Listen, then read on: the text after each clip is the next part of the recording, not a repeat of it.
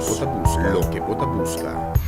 Rivemos un tema de Sussy Romer Amanda para mener Arrindell nossa puntrele e awor. Kiko lo contesta of Kiko lo hasi tocante di lo qual da supuestamente nota suficiente para haber komisa bula. That sounds very good. This morning I had a discussion with our investment firm in New York and our other investment firm in Delaware. I have informed them of what is taking place. And I'm happy to report that these investors believe in my vision and what is bigger than Curaçao expectation. So the next steps for us is basically to write the minister a letter. And after that letter is responded to, our company will take the corrective steps forward and what we need to do as a company that the law is giving us the provisions to do. I do not want to go into debate with the minister on what should be done or what should not be done. She is an attorney. I'm an airline entrepreneur. I know the regulations of aviation, rules and regulations. Only that, I don't pretend to be an expert, but I know what we're busy with when it comes to aviation regulations.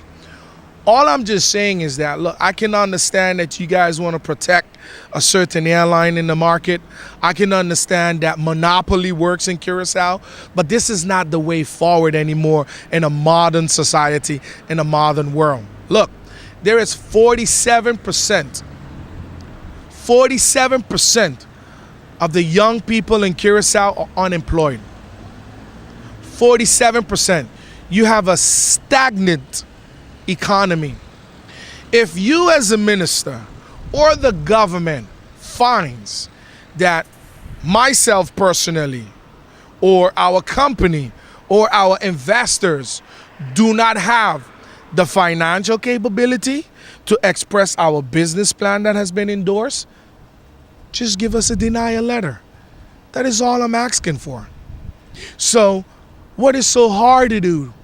Just say, Ava Airways, you have not met the conditions of the law. Pop, pop, pop, pop, pop, pop. And for this reason, we are denying your petition. And then the provisions of the law shall prevail in a court of law at that time or at that present moment. And that's our position as Ava Airways. We're here to provide jobs. We're here to provide economic stability. And the reason why I'm here is because I love Curaçao.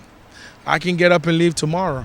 But I think that would be unfair to the young entrepreneurs of this country that also equal opportunity should be given to.